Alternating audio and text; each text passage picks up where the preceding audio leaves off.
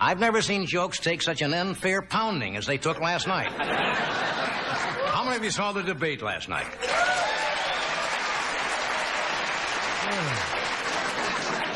Oh, fun. No sparks at all, huh? No. Not much happened, but we're going to take a little poll later. We'll tell you about that. It was interesting watching last night. I finally figured out who Dukakis really is. The clue came when he was talking about uncollected taxes, if you remember.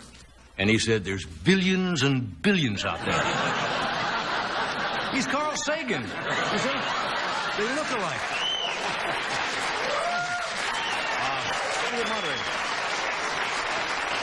I thought they had a really good moderator last night. They had CNN's Bernard Shaw.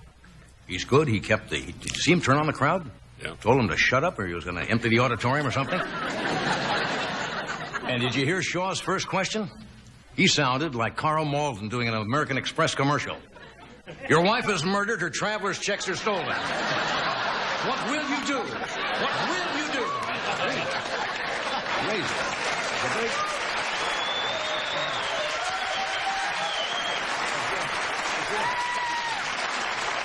See, when you do that, you only encourage me.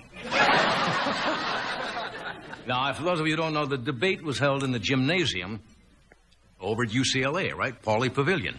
And I think that was a brilliant move on Bush's part to humiliate Dukakis by getting him onto a basketball court.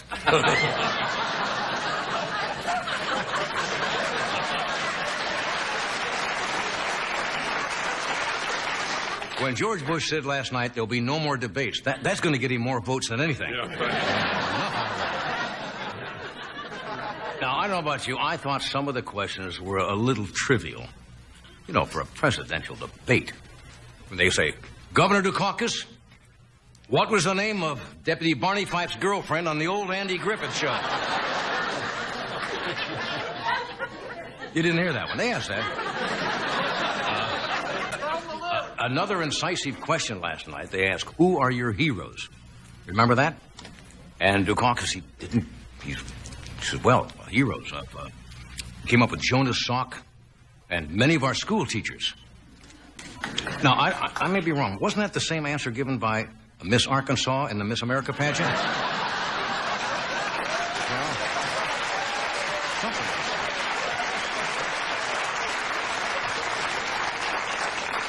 You watched the debate, Tom? No, I missed that, unfortunately.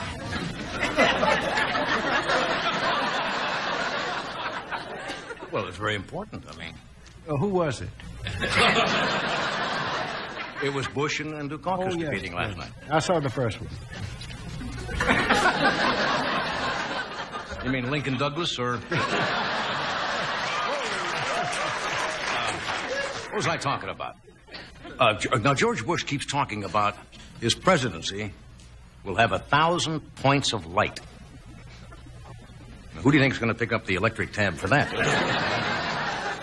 Well, today there was another scoop in the National Enquirer. Their own experts have determined that the image on the Shroud of Turin is Elvis Presley.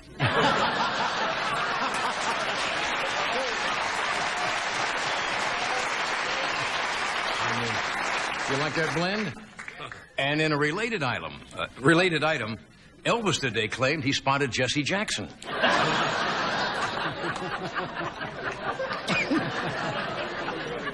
I've been having a strange day. Tough. You ever have one of those days where it's just tough to make decisions? I couldn't decide today whether I should buy Clorox 2 now or hold out for Clorox 3.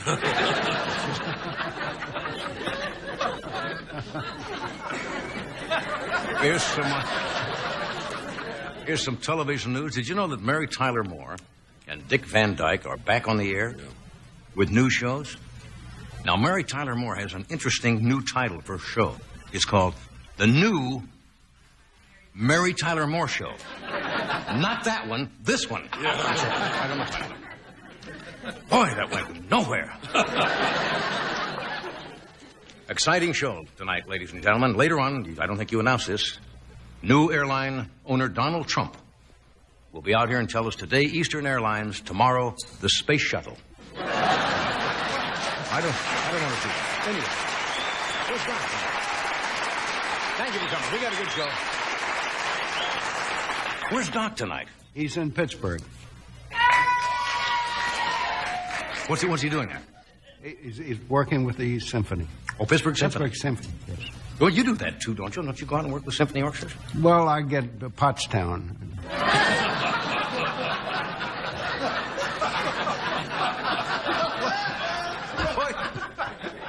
You can build from there. I mean, it's a kind of thing. Anyway, tonight, Miss Sandy Duncan is with us. We have,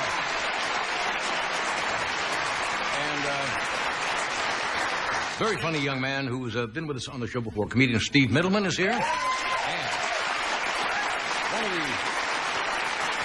And a gentleman who has spent well over 4 decades in this business. He is a fixture in Chicago. Most of the nation knows Mr. Irv Kupcinet. He is with us tonight to talk about his book. So stay where you are, and we'll be right back.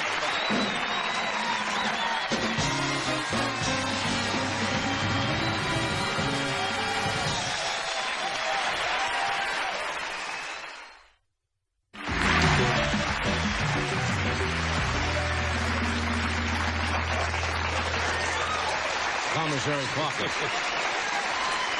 You can't hurt. People always wonder why I stir my coffee with it. You can't. This is from the commissary. You cannot hurt this coffee from the commissary. It enhances the flavor. I'm still waiting to go to a restaurant some night and get the Folgers coffee crystals test. Yes. You really think people can tell the difference? Yeah. That's what they say. Anyway, what else have I got here? From time to time, some of the guys from our orchestra, like Tommy, goes out with the Pottstown Symphony. Doc right now is with the Pittsburgh Symphony. Ross Tompkins is down at the Jazz Festival, I believe, in Jacksonville, Florida. And this Sunday, day after tomorrow, in Danville, Illinois, Mr. Eddie Shaughnessy will be out there. And he'll also be at tell me about the SS Norway Floating Jazz Festival. He's going to be there October 22nd through the 29th. Is that a cruise? It's a great thing, John. A lot of your friends like Clark Terry, Dizzy Gillespie will be there. And we leave from Port of Miami on... So we don't need a monologue, Eddie, just... And it's a great trip. Like You leave from where? Port of Miami. And then where do you go from there? St. Thomas, St. Thomas? John, and any island that has a bar mitzvah or a wedding. A wedding, pick up a gig, Eddie. Anyway, Danville this Sunday. And the SS Norway Floating Jazz Festival. How can people be on the Jazz Festival if they had to make reservations by now? Oh, that's more or less just to announce the fact that we're there. This way there's a bigger crowd at each island to meet us. Okay. All right. Okay. Island hopping. That's gotta be nice. Did you ever go to one of those cruises? No, I want to. Okay, now. What? What? We don't understand what he just said. You don't understand what Eddie just said? What Eddie was saying what my question was to Eddie was why am I plugging this? Because the people who are on the boat have either made their reservation or not. But what Eddie is saying, the people who hear this on these islands, which don't get this show anyway...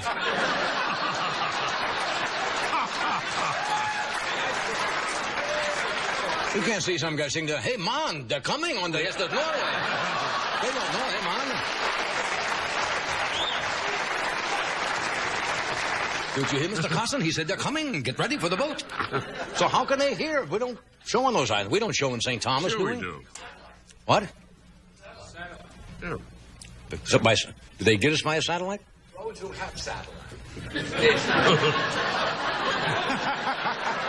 Okay, well, you people, when you see a big boat go by and you hear a lot of guys playing, well, I tell them to come in and play, man. Okay, now this will be the third presidential poll we have taken for this election. Now, let me tell you how this works. We've done this the last 3 elections, and it's been fairly accurate. Mm-hmm. It's certainly not scientific. It's only going to be by applause. Now, let me point out what I'm going to do, because we only want you to applaud for the presidential candidate that you would actually vote for. Don't boo or make any sounds, because it's just based on actually an applause meter. And this is based on the fact that if the election were held tomorrow, I'm going to ask you whom you would vote for. Who you would vote for or whom? Whom? For whom? You would vote. Who would you vote for, right? For whom?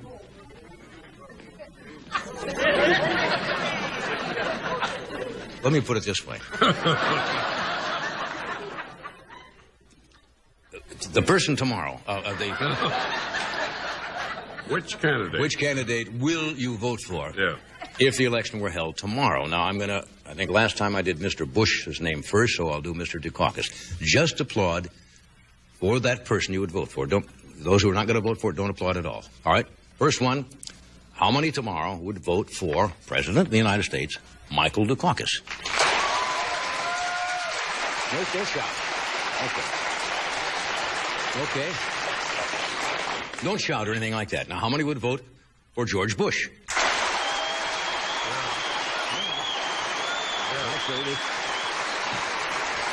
Interesting. Okay. So I say that has no scientific value outside of the fact that at least in this studio of 500 people from pretty much representative from all over the country, Mr. Bush is ahead. Now, that's what happened when we did this for Reagan, you know? Ron called and says, how did I do in the applause?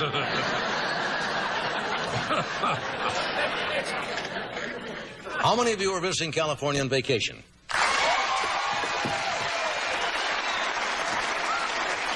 Thank you. How many of you got stuck on the freeways and just decided to stay here? If you have been driving around the state, you may have noticed a phenomenon that's not indigent to this state. Indigent or? Indigenous. Indigenous. I'm having trouble. What? For whom? I'm having trouble with my grammar, aren't I? And my grandpa, too. Okay. Excuse me. You may have noticed something that happens in this state. I think it happens in other states. It's called personalized license plates or vanity license plates. And it's not a bad idea because they raise money, which apparently goes into an environmental protection fund. It's $35. You write the motor vehicle department, and they'll issue you a plate with any combination of letters, I guess up to 7 letters.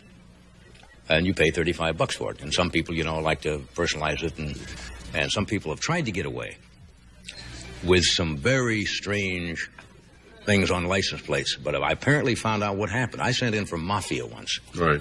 I want to see if I can get a license plate that just said Mafia. I figured nobody would ever bother my car. Right. The computer that they have, apparently in Sacramento, kicked that out. You can't get that. Yeah.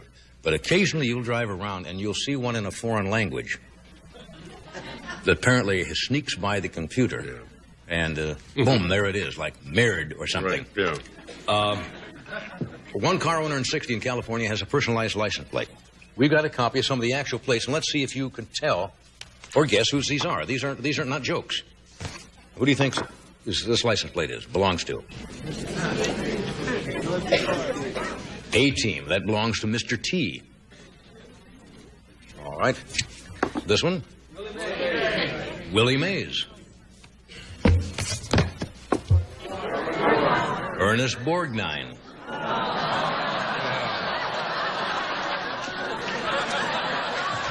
All right, let's see how you do on this one.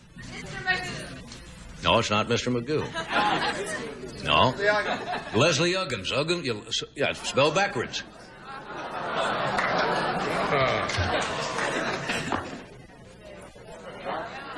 That belongs to a California dentist. Actually, it does. I don't know how many dentists put in for that. Obviously, the first guy who puts in gets it, right? All right. Some guy said his ex-wife. No. That is tennis star Martina Navratilova. She's Czechoslovakian. She's now an American citizen. An ex-Czech.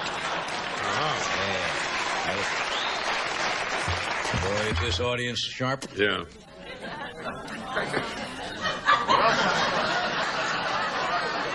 Please. Let's be careful on this one. That's an optometrist. You know who this belongs to? Now, is this a joke or is that for real? Sinatra? Is that for real? I guess it is. Let's see how many of you know who this is. Richard Simmons? This is my favorite. Yeah. Lawrence Welk. A 1 and a 2 and a... Judge Robert Bork. Now, these, I think, are just some we've kind of made up. Comedian Robin Williams. Miss Piggy. General Manuel Noriega.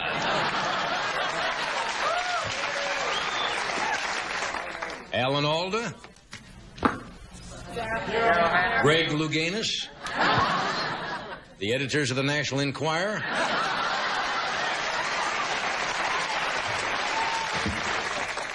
New York Mets. All right, that's New York Mets pitcher Ron Darling. Dodgers pitcher Orel Hershiser.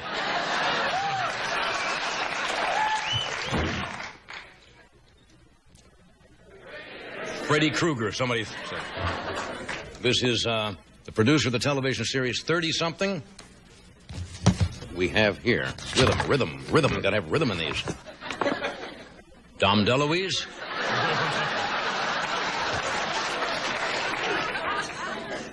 See how good you are. The head of NASA. You're right. See, they count down backwards.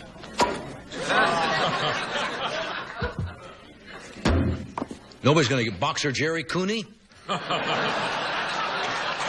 Michael Spinks, I guess. Lucille Ball. Mikhail Gorbachev. And Leonid Brezhnev. Oh, you're booing. Hey. It's booing. I mean, that's not Abe Lincoln we're talking about.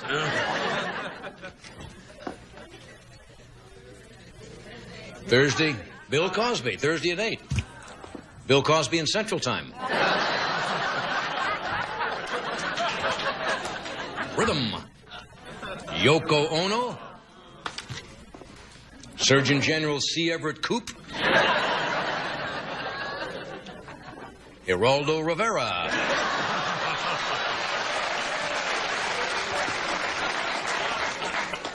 Mets pitcher Jay Howell.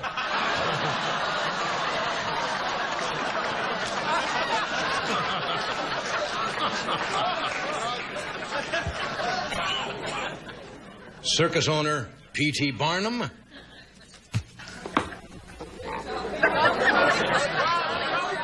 Lonnie Anderson. I can't do this. No, that's true.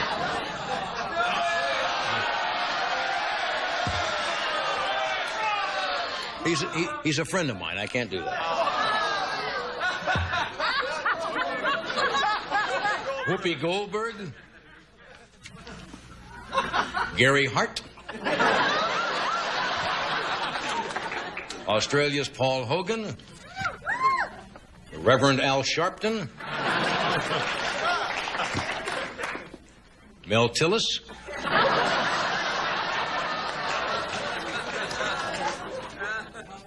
Former President Gerald Ford. Elvis Presley. Knew I was going to get nothing. Anybody got this? Dr. Ruth Westheimer. Day 6. Sometimes you have to dramatize these. This belonged to the late John Wayne. It actually did. Governor Michael Dukakis.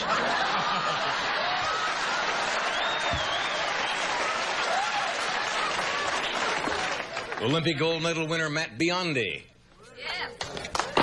Member of our Olympic water polo team, Jessica Hahn. Jerry Falwell. Tammy Faye Baker.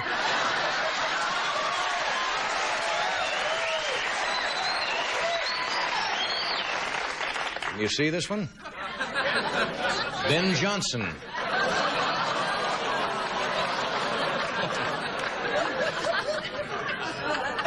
And this belongs, obviously, to the owner, I don't know if you can see this, of a VCR.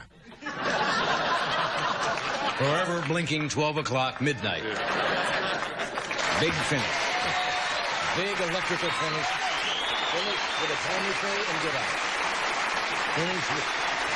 That was your instinct. Gone. Finish.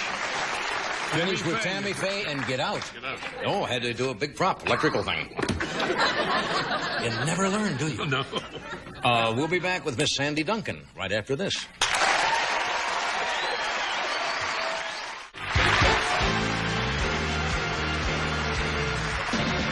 Hello there. All right.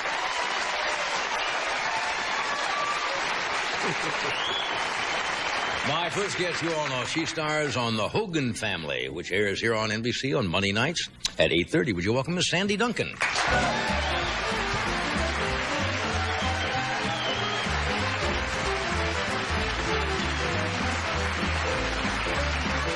It's been a long time since we've seen each I was other. thinking that because... You look marvelous. Thank you. You really do. We're holding up. How do huh? I look? You look great. Good, okay.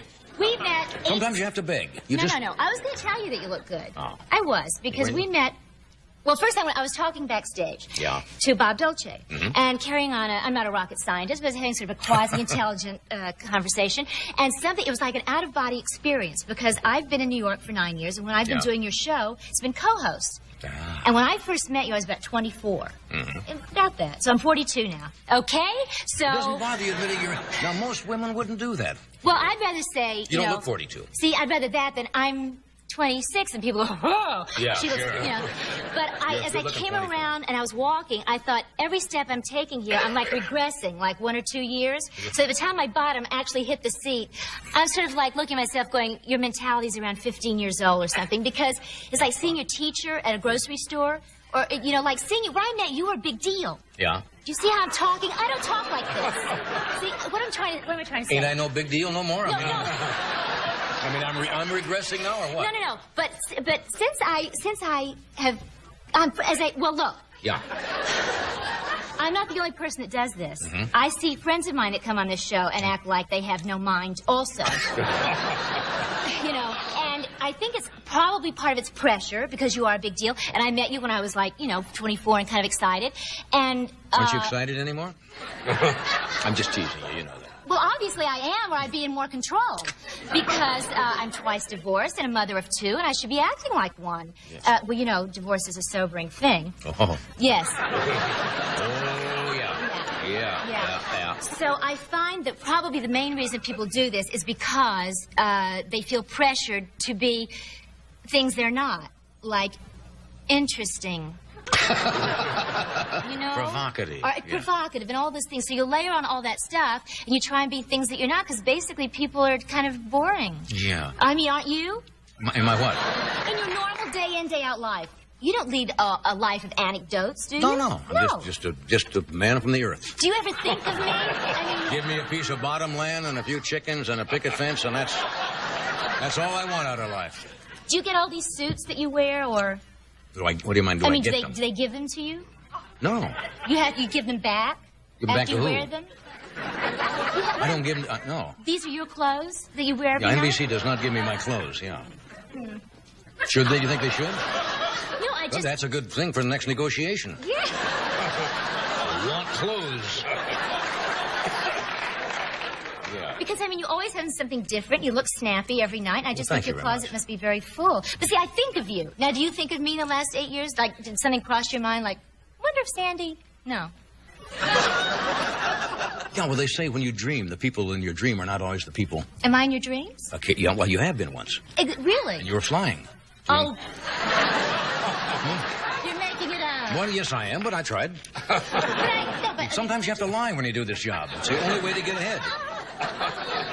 Sometimes you just lie. But like De Niro, do you think maybe he thinks of us now and then, or somebody, or Meryl? I mean, I do think of people like they're public, and I go, that I think when I see you, I go, God, what if he keeps his suits? Well, you don't really have been thinking of me since we haven't seen Yes, each other. every now and then I'll go, wonder how he is, wonder how his Oh, his come life is. on. I swear to God. Well, you're not very sensitive or something. What is this? You must think of me now and then. No, I... Never. Damn it, I don't. Now, I could lie. See, I lied because I felt, bad about not thinking of you, so I made up and said I thought of you in my dreams, and that was a lie. Maybe now you will. I thought it could be. What is it, Fred? Are you posing for an oil painting or something? Better standing here like this. I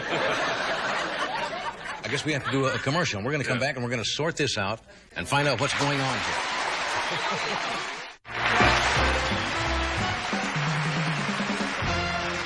All right, we are back. Talking with Sandy Duncan.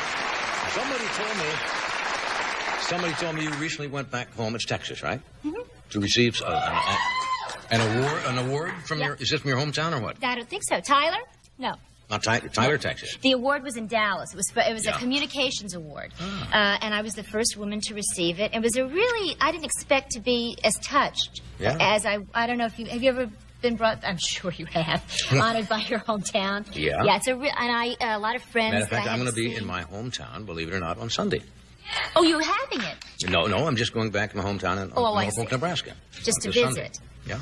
Well, it's amazing when you see people from high school. And they flew people in from New York, and Tommy Tune gave me the award. It was, and I cried. I got up to talk, and I really found myself. You're emotional. I was very emotional. I was talking about my dad, running the gas station, paying for my lessons all those years, and my mom making the. I want to do it again. It's very touching, Yeah. Mm-hmm. Do your folks keep all the memorabilia of you as a child? I don't think it's not been touched. It's like my drawers still have bobby pins in them that I left there. I don't even, everything is just kind of the way it was. My diary, it's like, Did you keep a diary? Mm-hmm. For 1 year. You still have it? Yes, I do. Did you keep? No, boys don't do that. Boys don't keep diaries, do they? No. Not usually, I guess. No. Maybe do. Yeah, but no, my room is very much the same. It just looks like suspended animation, sort of. Yeah. My folks didn't do that. They rented out my room. I went to college, and I came back, and my room was rented out. It was very insecure. We have to do this already? My God, where does the time go? We'll be right back.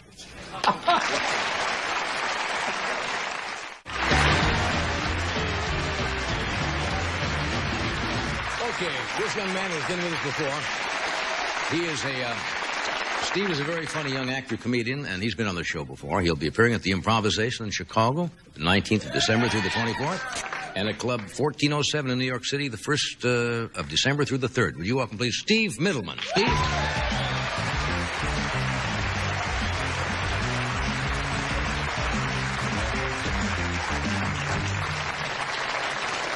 Thank you very much. How are you? Thank you. I've never looked this good before in my life. Actually, I don't even look this good now. It's nice to be here. I was just back east. I'm from New York originally. Go Mets. I went to some kind of reunion, old neighborhood reunion. Everybody there, I realized, called me Mittleman by my last name. And then I realized my whole life, people call me Mittleman. Even my parents call me Mittleman. Dinner, Mittleman. I was like a puppy, I noticed there are last name guys and first name guys. Last name guys, Bob, Ted, Al. And there's last name guys like Manson, Gaddafi. Picasso's a last name guy, right? He's probably picked last in sports like I was. Yeah, I'll take Picasso. I always get stuck with Picasso. Picasso, you don't have to play, just sketch the game, okay? And don't put both my eyes on the same side of my head again. So, when I was born, my father went to the maternity ward. He asked the nurse, which one's my son? She said, oh, you mean Mittleman? And there I was, wearing this suit. I was a hit baby. I'm from a middle-class Jewish family. I went to Hebrew school, a very strict Hebrew school. We had nuns.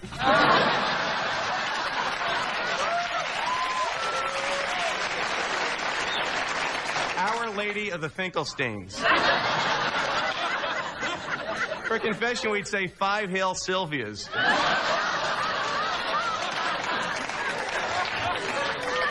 You know what makes kosher meats kosher? They make the animals feel so guilty, they die.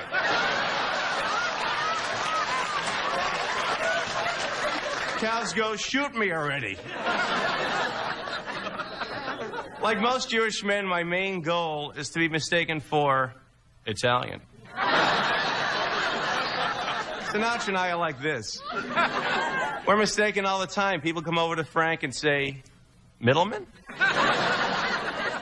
Last week, a lady came over to me. She said, you're Frank Sinatra. I said, lady, please. as a live and breathe Frank Sinatra. Thank you, but I'm not Sinatra. My whole life, Frank, I wanted to meet you, rip off your shirt, caress your chest, pull down your pants, bite on your thighs. I said, Scooby-Dooby-Doo.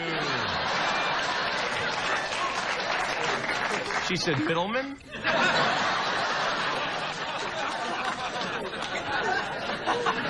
My brother-in-law's Italian. He's got one of those great Italian names with all the vowels. His name's Vinny A-E-I-O-U-O. The tough guy owns a funeral home. He knows who's coming in a week in advance.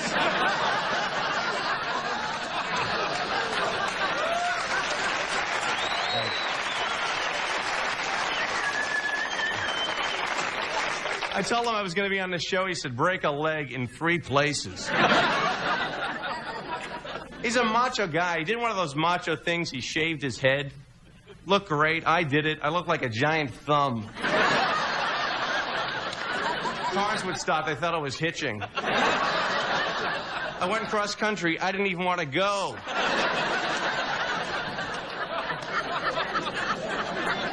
Jewish people, I notice, sometimes have names with no vowels whatsoever. Sometimes you hear Jewish names like...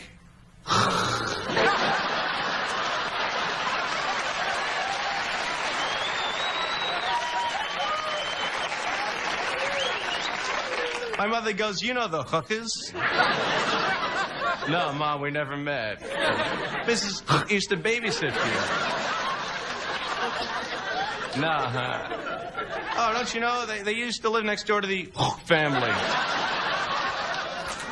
How do you spell that? C-H-C-H-C-H? Yeah, how'd you guess? I saw your personalized license plate. Why don't you buy a vowel already? Or something? Go on Wheel of Fortune, Vanna, give him some vowels. So, you know what I did recently? I went to this Italian wedding. It was so gorgeous.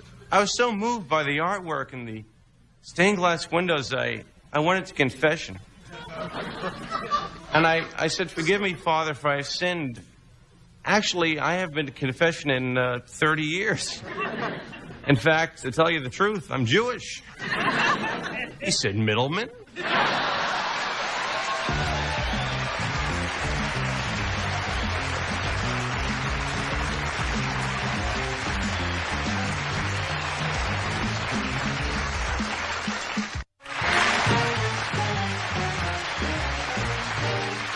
Okay, my next guest, I'm sure most of you know. Irv Kupcinet is one of a kind for more than 45 years. Kup's column has been a Chicago landmark, chronicling what makes the world tick, all of which is reflected in his autobiography. Would you welcome, please, Irv Kupcinet.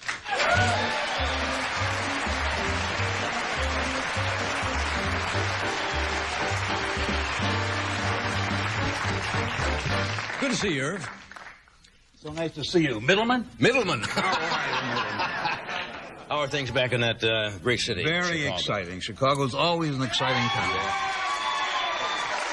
I think it's one of the first big cities I ever went to. When I got in the service, I went to Chicago. And you never forget it. Chicago was the warmest city during World War II for servicemen. Yeah. Everything was free. Yeah. Mayor Kelly, the late Mayor Kelly, was responsible for that. I remember that very well. You've been based out of there how many years now? Since I was born. I've lived there all my life. But I've been writing the column for 45 years. And the TV show for how long? I did that for 27 years before my doctor said I better quit. Yeah. And you were among my I was trying to remember the year. outstanding guests. I don't know that I was very outstanding, but I remember I was on with my dear friend, late friend, Buddy Rich, and Phyllis McGuire, and I think there was an actress on. I don't recall her name. What the hell did we talk about? Do you remember every show? I remember very well. First of all, let me compliment you, Johnny, because you were so hip on what was going on around the world. You weren't in show business, but you were very aware of the big issues. Yeah. And you talked about it, which you don't do very often because that's not your speed here. Right. But our good friend Buddy and our good friend Phyllis got into a heated debate over Frank Sinatra. They had some kind of brouhaha. And you and I just sat back and listened very encouraging and very attentively. Phyllis was not very flattering, and Buddy sat back and told about a wonderful guy, and it got to be a little sticky. Yes, it was. What's the stickiest moment you've ever had where it's gotten so uncomfortable? Or has it ever happened where somebody just says, enough of this? And I think in your book you detailed somebody who just got up and left.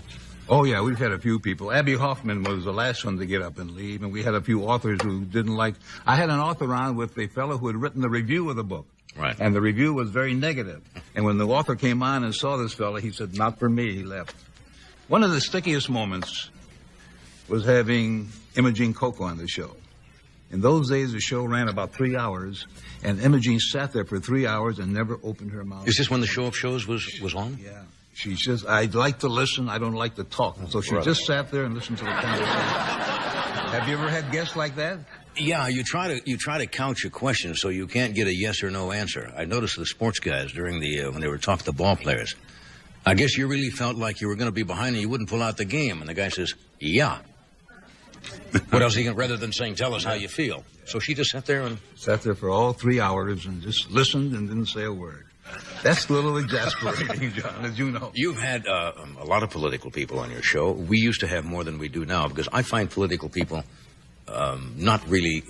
They're so protected and they want to produce such an image that sometimes they don't really...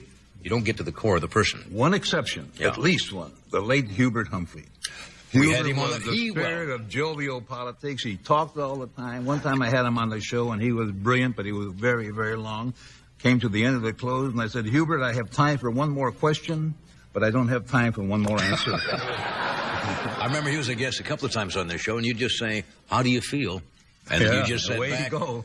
Well, you pray sometimes for those kind of guests, don't you, to be, sure. be self-starters? Oh, I should say. What other political figures you had on that you found fascinating or... Well, I've had former President Harry Truman, former President Jerry Ford, John F. Kennedy, a few people like that. Yeah. I didn't know Truman, but I would have liked to have known him because he was the kind of a man, I think, that says what's on his mind. Oh, no He question. didn't have Never. a private persona. He would just...